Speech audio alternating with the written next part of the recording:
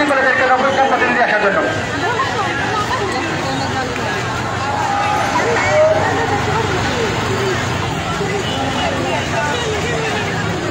আসসালামু আলাইকুম। ধন্যবাদ সবাইকে আজকের এই কর্মসূচিতে অংশগ্রহণ করার জন্য। আমি সিলেট নার্সিং কলেজ থেকে আসছি, diploma in midwifery second year. আমরা আজকে এখানে কেন একত্রিত হয়েছি আপনারা সবাই অবগত আছেন। আমাদের একটাই দাবি যে আমরা ডিপ্লোমা কোর্সকে ডিগ্রি সমমান চাই। তো সম্মানিত উপস্থিতি, আমার বন্ধুগণ, ভাই বোনেরা, আমরা জানি যে আমরা ইন্টার পাস করেই তো আমরা এখানে আসি, আপনারা তো সবাই জানেন। তাহলে আমরা 3 বছর কোর্স করে কোন যুক্তিতে আমরা আবার ইন্টার সমমান হব? এইটা কি মানার মতো যুক্তি? বলেন, আপনারাই বলেন। যেহেতু আমরা এটা মানতে পারছি, রক্তগুলো যতক্ষণ পর্যন্ত আমাদের শরীরে আসে ততক্ষণ পর্যন্ত আমরা এই কর্মসূচিগুলো চালিয়ে যাব। আমার একটাই দাবি যে আমরা যারা এখনো শিক্ষাগত অবস্থা আছি, স্টুডেন্ট আমরা যারা আছি, আমাদের এই কর্মসূচি এমনভাবে হোক যাতে আমরা ডিগ্রি সমমান নিয়ে আমরা আমাদের প্রতিষ্ঠান থেকে বের হতে পারি। এটাই শুধু আমাদের দাবি।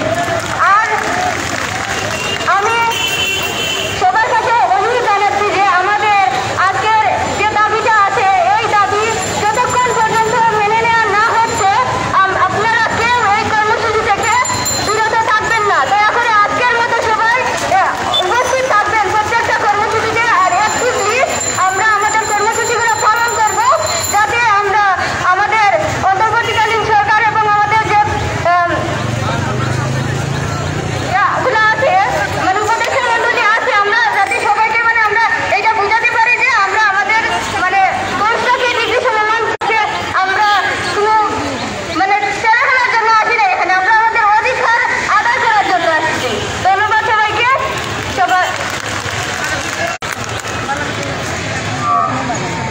ধন্যবাদ সিলেট নার্সিং কলেজ।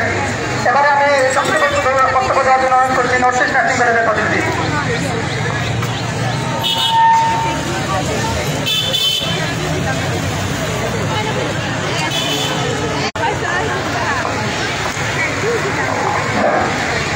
আসসালামু আলাইকুম সবাইকে।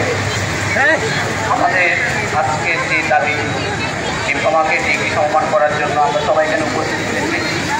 তো আমরা সবাই যদি নিজেরার মধ্যে একত্রতা রাখতে পারি, আমরা ইনশাআল্লাহ ডিপ্লোমাকে ডিগ্রি পাস এটা আমরা অবশ্যই করে আজকে যাবো আমরা এখানে, ঠিক আছে?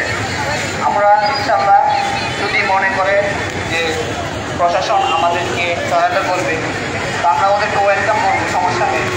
কিন্তু আমরা আমাদের কাজ অবশ্যই আমরা চুক্তি নিয়ে আসি। কেন আমরা রাজপথে আসবো?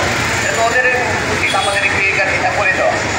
আমাদের রাজপথে কখন আসতে হয়? যখন আমরা অধিকার থেকে বঞ্চিত হই, তখনই সকলকে রাজপথে আসতে হবে।